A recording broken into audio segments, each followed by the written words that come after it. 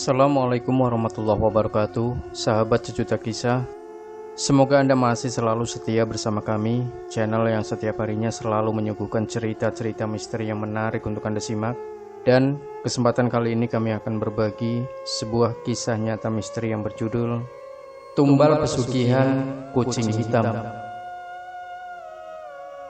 Apa jadinya bila anak sendiri dijadikan tumbal iblis untuk memperoleh kekayaan di muka bumi ini?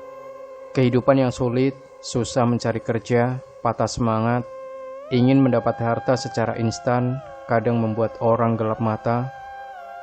Kita seharusnya tahu bahwa apapun di dunia ini ada yang mengatur.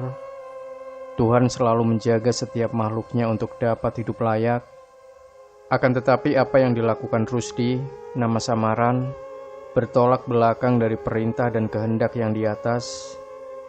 Semua berawal dari gagalnya usaha Rusdi mencari pekerjaan. Tanpa bekal pendidikan dan keterampilan yang dimiliki, akan sulit mendapat pekerjaan sesuai yang diharapkan. Sudah beberapa kali Rusdi membuka usaha, akan tetapi selalu gagal dan gagal. Mungkin yang membuat gagal karena dirinya hobi judi. Setiap mendapat rezeki sedikit saja, selalu mencari tempat berjudi. Sekeras apapun usaha yang dilakukan Rusdi, tidak dapat menolong dirinya. Judi sudah menjadi bagian dari hidupnya. Semua tahu judi dilarang, akan tetapi tetap saja secara sembunyi-sembunyi Rusdi melakukannya. Alhasil yang didapat tak lain adalah hancurnya keluarga, harapan, dan cita-cita untuk hidup normal seperti kebanyakan orang lainnya. Dengan rasa gontai ditelusurinya pematang sawah, Rusdi tidak menyadarinya. Semua bisa begini karena akibat hobi judinya. Apapun akan aku lakukan asal dapat uang, Rusdi berbicara sendiri. Sementara itu, istri Rusdi dan anaknya yang masih berumur 3,5 tahun bingung. Sudah 2 hari Rusdi tidak pulang. Beberapa penagih hutang berdatangan di rumahnya. Kadang orang menagih sambil marah-marah karena sudah lama utang tak terbayar. Rasa bersalah dan takut dirasakan istri Rusdi. Sementara itu Rusdi masuk hutan, mendatangi makam yang ada di tengah hutan.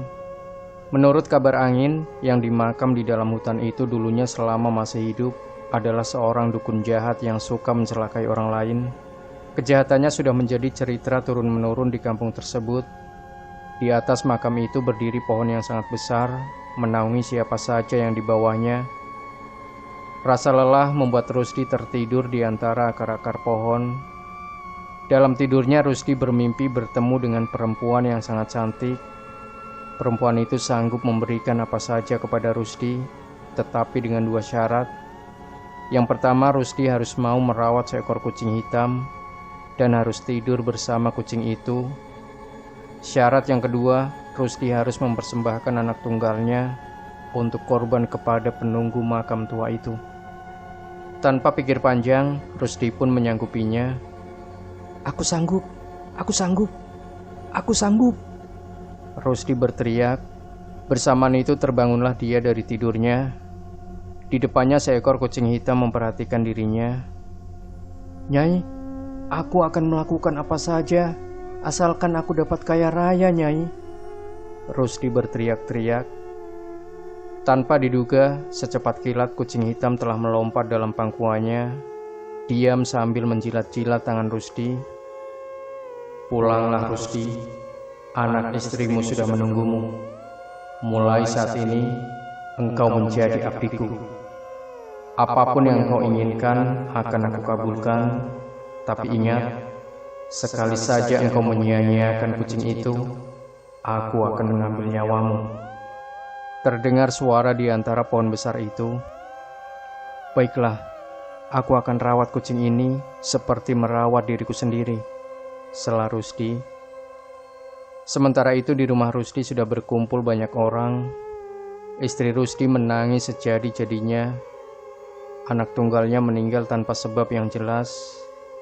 Beberapa tetangga berdatangan dan mempersiapkan perlengkapan pemakaman. Orang yang hadir di tempat tersebut berbisik-bisik menanyakan keberadaan Rusdi. "Bapak apa itu? Sudah beberapa hari tidak tidur di rumah, timpal warga. Memang Rusdi itu orang tua yang tidak bertanggung jawab. Taunya hanya judi melulu. Terdengar suara ibu yang lain. Dalam perjalanan pulang, Rusdi dibuat bingung. Beberapa orang menyongsong kedatangannya. Bahkan ada yang mengatakan dirinya harus sabar dan tawakal menghadapi cobaan. Dilihatnya rumahnya telah dipenuhi tetangga-tetangganya. "Ada apa ini?" Suaranya lirih. Begitu melihat anaknya telah tiada, rasa sedih tak tertahankan.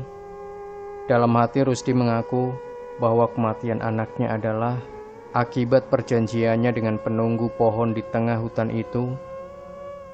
Beberapa bulan kemudian, perekonomian Rusdi melonjak dengan sangat cepat. Rumah yang dulunya dari papan, kini berubah menjadi gedung yang sangat megah dan tembok yang dikelilingi pagar. Tampak 2 buah mobil terparkir di serambi rumah.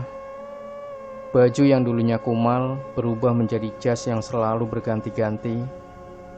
Di rumah Rusdi juga terdapat ruangan khusus untuk menempatkan sesajian yang diperuntukkan kepada kucing hitam yang dia bawa dari hutan. Segala yang diinginkan keluarga ini tercapai sudah. Uang tidak menjadi masalah. Apa yang didapat Rusdi secara cepat membuat para tetangganya menaruh curiga. Apalagi Rusdi tidak punya pekerjaan tetap.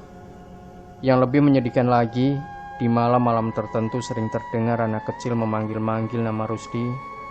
Siapa lagi kalau bukan anaknya yang telah meninggal beberapa bulan yang lalu. Melihat hal yang janggal itu, atas kesepakatan warga yang lain dilaporkan kepada kepala desa setempat. Mendapat laporan dari warganya, Lurah Desa Burhadi menyatakan kepada warganya untuk tidak terlalu berprasangka buruk dulu dan diharapkan warga tenang.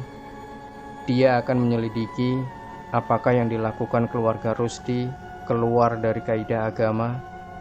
Walaupun Rusdi berusaha menutupi perbuatan maksiatnya, tetap saja beberapa tetangganya mengetahuinya.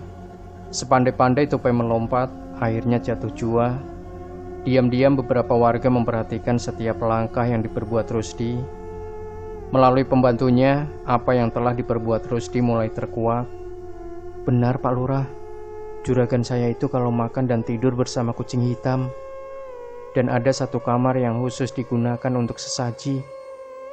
Tidak boleh siapapun masuk kamar pribadi itu," tutur pembantu Rusdi. Akan tetapi sebelum lurah dan warga desa bertindak, terdengar kabar bahwa juragan Rusdi meninggal digigit binatang buas. Banyak orang yang tidak percaya. Di desa tersebut tidak ada binatang buas, yang ada hanya hewan sebangsa anjing, kucing peliharaan penduduk desa. Berita meninggalnya juragan Rusdi cepat tersebar luas di kampung tersebut. Beberapa orang bertanya-tanya, apa penyebab juragan yang kaya raya itu meninggal. 2 hari setelah pemakaman Rusdi, Miarsi, istri Rusdi mendatangi lurah desanya. "Ampun Pak Lurah, suami saya meninggal. Ampun Pak Lurah, suami saya meninggal, saya penyebabnya. Itu semua terjadi karena suami saya telah tega mengorbankan anaknya untuk tumbal mencari kekayaan. Kucing hitam yang ada di rumah saya itu yang membuat suami saya berbuat begitu. Terpaksa saya pukul dengan balok kayu hingga mati. Akan tetapi ternyata matinya kucing itu membawa nyawa bagi suami saya," tutur Miarsi, istri Rusdi. Mendengar keterangan itu, kepala desa itu tidak dapat berbuat apa-apa. Apa yang diperbuat Rusdi telah mendapat ganjarannya. Dari kejadian itu dapat menjadikan contoh warga desa yang lain bahwa apa yang didapat dari yang tidak wajar hanya membawa kesenangan sesaat dan berakhir penyesalan berkepanjangan. Para tetangga Rusdi di hari-hari tertentu sering mendengar suara Rusdi sedang menangis minta tolong. Tangisan Rusdi menyayat hati, minta ampun pada anak dan istrinya. Tetapi kejadian itu sudah menjadi kisah bagi warga desa. Kini Rusdi tinggal mempertanggungjawabkan perbuatannya selama hidup di dunia di hadapan Sang Pencipta. Demikian sahabat sejuta kisah, semoga kita bisa mengambil hikmah dari kisah ini. Jangan lupa tinggalkan komentar Anda. like, share video ini, subscribe channel Sejuta Kisah, dan saksikan juga video-video kami yang lain yang lebih menarik pastinya. Wassalamualaikum warahmatullahi wabarakatuh.